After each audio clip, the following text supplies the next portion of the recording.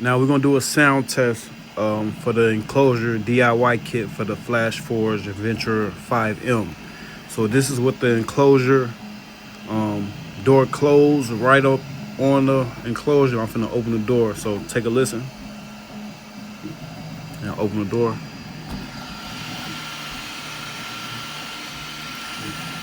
I don't know if y'all can hear it, but it's a like a 30% difference up here. So this is up top.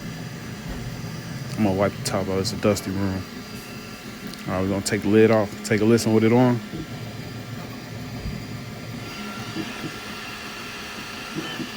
Yeah, it's way quieter and it's way warmer in the chamber. Definitely well worth the build.